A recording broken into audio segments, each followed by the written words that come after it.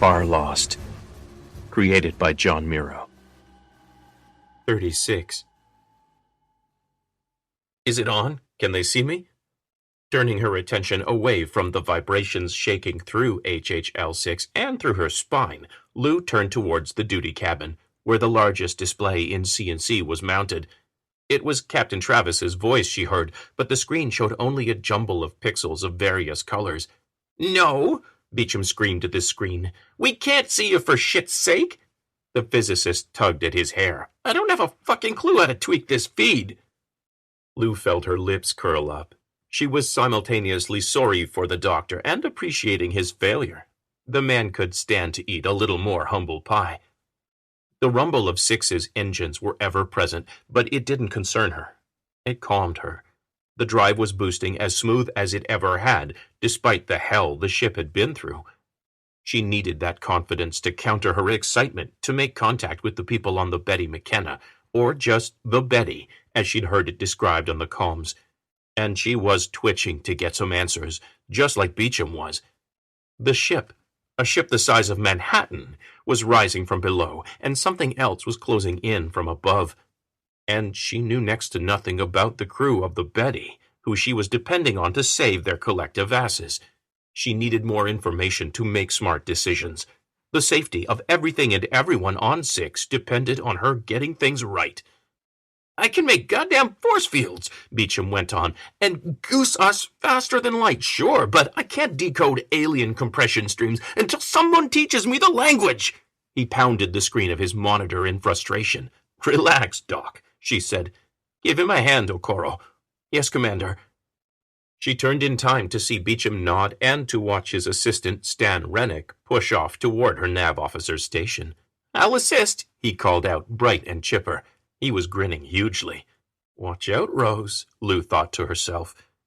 "Thought you were a genius, Beecham," Gruber breathed, explosively close to whatever mic was catching the older engineer's voice. Fair enough," he relented. "Daisy, modulate this thing over UHF. You know how to point an antenna and change the channel, right?" "Yes, Mr. Gruber," Rose Okoro called out. "Tasking an array. Scanning now." The screen went black, then flashed to life, and roared to life. "Nav!" Lou screamed over the din. The static roared like 100 waves all hitting the beach at once. The sound dropped to something bearable. Lou nodded her appreciation to Rose, then the static disappeared completely. "Hello, Hascom," said a man's voice. "Holy shit, look at that," said another. She turned back to the screen and stared. 2 men stared out from the screen, obviously crouching around a camera pointed up at them. One had dark hair, an old scar on his face, and a beaten and patched spacesuit. The other was older, with white hair tied in a ponytail and a long flowing beard. And in the air above, between the men and a massive glass window exposed to space, floated something gray and blue. Like a fish through water, the thing turned in a circle, keeping itself above the camera. It had eyes down the spine and radiating out on wings to either side. It had a long tail split in 2. One of the ends was curled around what looked like a tablet. Massive gills rippled to each side of a mouth. Explosive pops and raspberries came from it. The old man looked up. "Pipe down, Wish." The younger man smiled wistfully. "I can remember looking like that." He raised a hand up over his head, waggling it toward the thing in the air. "You'll get used to it." Lou was staring at an alien, and its 2 human crewmates. An alien. A flying alien. Her console vibrated, and she stared down. Quarter-hour status reports, showing greens almost across the board. The moment of normalcy shook Lou out of her awe. When she looked back at the screen, she felt her jaw set with the weight of the questions she needed answers to. The jaw of the younger man, with the dark hair and scar, was set in much the same way. "There's no easy way to say this, Commander Montaigne, and we don't have a lot of time. My name is Samuel Travis. I boarded the Betty McKenna in Earth orbit en route to the asteroid belt for an 18-month contract, just over a century ago." Lou felt her eyes crinkle with the wonder of it. "You look good for a man in his 2nd century, Captain." She didn't let herself redden after the words were out. He did look good. "You're a sight for sore eyes too, Commander. Captain, no time for mating rituals, the alien Wish said. Travis laughed. Lou coughed and continued. Tell us what we need to know, Captain Travis. Gruber waved a hand. Some asshole got you to go faster than light and you got shit out here. Listen, Beecham began, but obediently fell silent when Lou raised a hand. We traveled faster than light to avoid a catastrophe. Looks like we survived, but that's no surprise to you, is it? Obviously, the big brains were wrong about ships exploding at light speed. I said so, didn't I? Grumbled Beecham quietly. The captain continued on screen. We call the planetoid below a thorn. There's more than a dozen of them tied into whatever it is that brings ships here. Most of them get sucked down and broken up close to the surface of a thorn. We call it a shatter zone. If you get stuck in the thorn's gravity, you'll sink down there and get eaten, Lou concluded. Travis shrugged. More or less.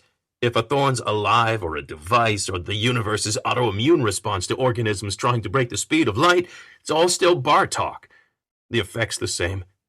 Nobody's from this system. We all just ended up here. How many species are trapped here? Lou asked, catching herself watching the thing again as it circled with a flick of its massive wings. Let's see, Gruber said, looking off into the distance and scratching his grizzled beard. You got your manta, he pointed up at Wish, your Skanen, your tumblers, your trees, and scarecrows, of course. And you got your hides, the ghosties, the shifters, the dragons. Dragons, Villanueva repeated from the airlock door. Lou nodded to her acting first officer, then cleared her throat. Go on, Mr. Gruber.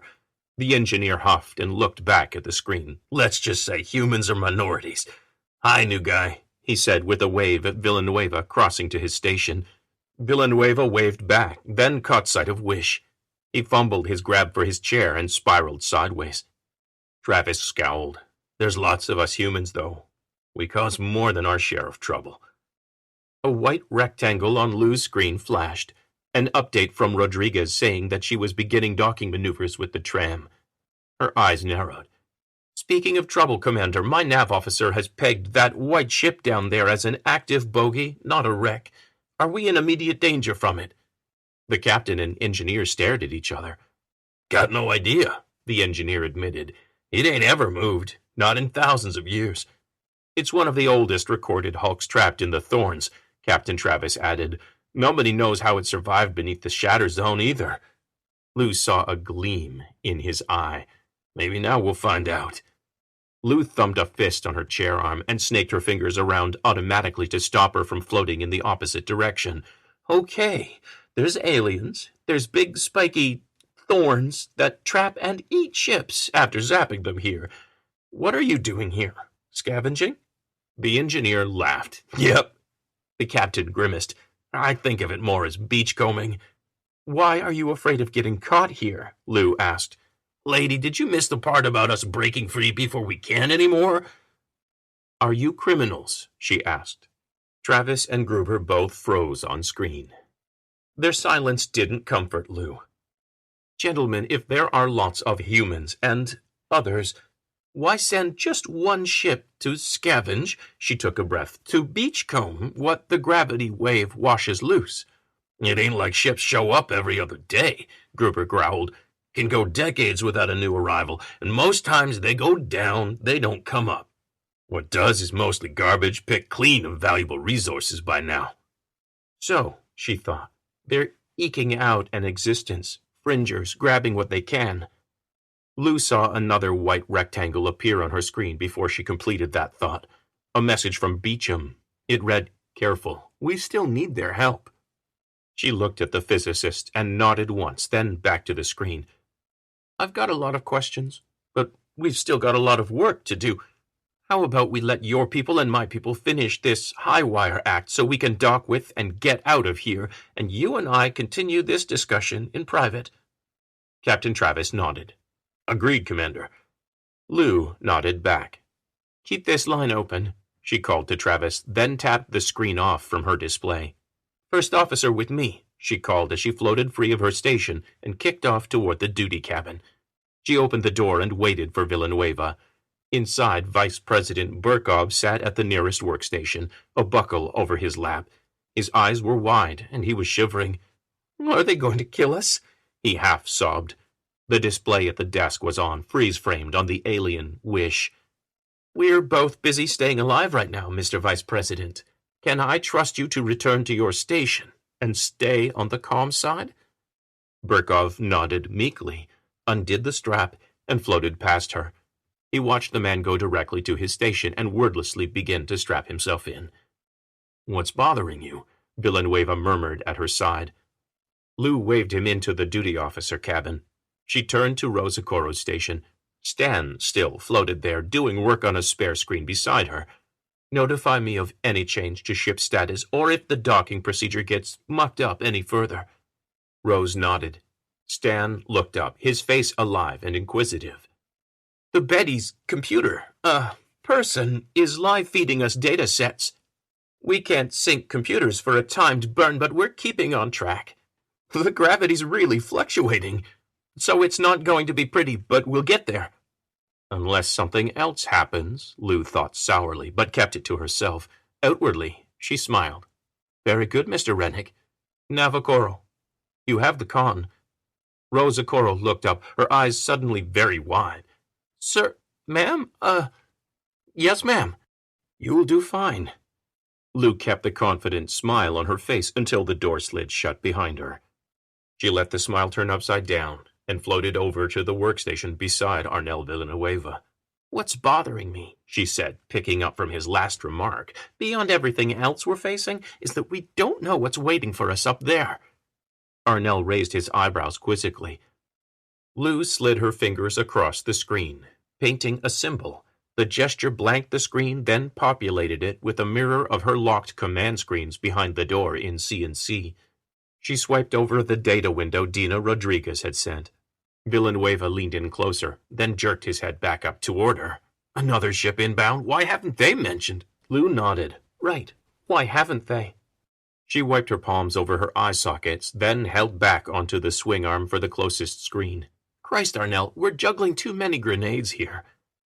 "Let's just ask," Arnel said, sounding as tired as she felt.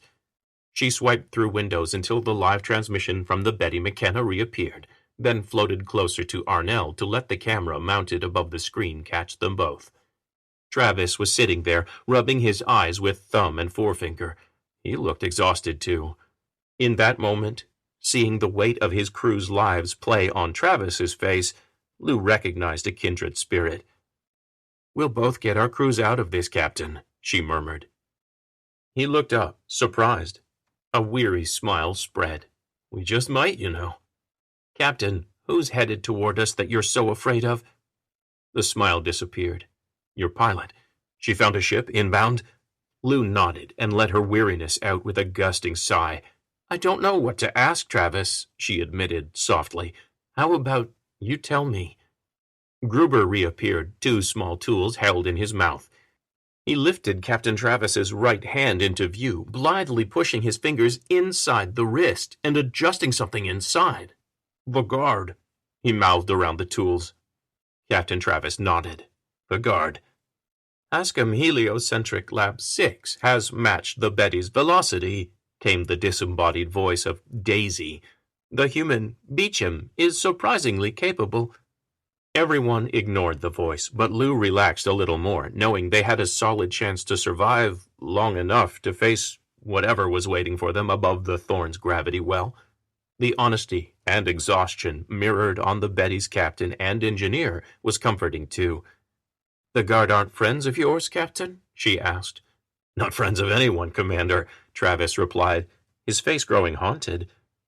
"Then what are they?" Lou ground out. "Give me a break from 20 questions. We're on a clock here." There was a sizzle on the line. Captain Travis jerked and hissed. Gruber pulled back a flap of skin over the hole in Travis's hand. He spat the tools in his mouth out into his hand and laughed. "Pussy." Travis glared at his engineer and rubbed his hand. "The guard are the big boys on the block. They've been aggressively annexing ships and states going on 30 years. The game's been called, just some folks don't know it yet," he added, his voice low.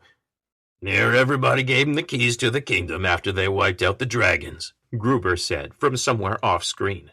Now they're just as bad as the scaly fuckers ever were. Arnell leaned forward. Again, sorry. Dragons? Captain Travis stood and paced a few steps out of camera range, then turned back. There are a few independent space stations, rocks, even a couple free cities on the planets that have treaties with them, but most of the states and most of the self-run ships like our Betty have been scared into paying protection money to the Guard. Treaties mean nothing if you're caught in neutral space and the Guard drops on you. Wish descended into camera view from above. He tooted like a trombone and jetted forward a few feet. Guard made sweet deals to all the peoples, and everyone was too tired from fighting dragons to be smart. Now every other time we hit a port of call, we have to turn around and scat before a guard ship shows up and demands we come too for inspection. Travis shook his head. Inspection is fancy talk for seizure. What happens then? Lou asked. You hear stories. Travis stopped pacing and looked down into the camera. I don't ever plan to find out. Gruber reappeared. We'll give you the rest of the history lesson after we get out of here, lady. But first things first, huh? We boost out of here, we pick up our crew, and we max thrust it around the thorn for cover and hide in the dark. And Captain promised you packs, and he meant it. Packs, Hascom, Travis said by way of agreement. Whatever we can do, we'll do.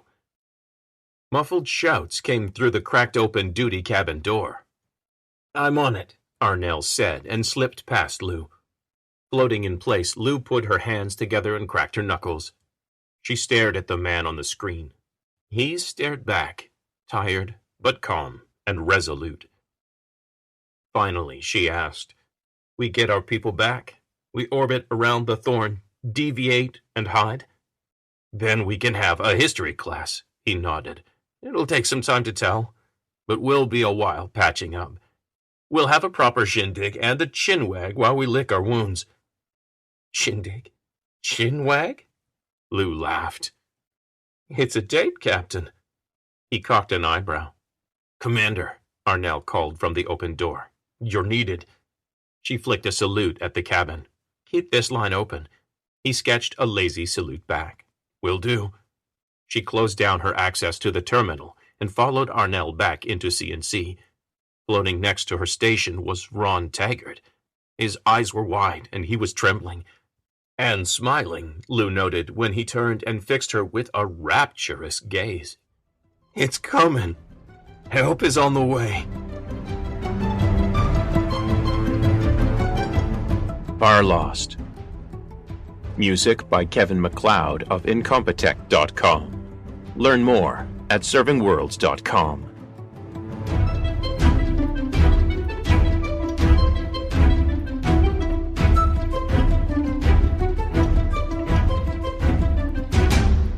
Hi, John Miro here. Farlost is brought to you by my backers at Patreon.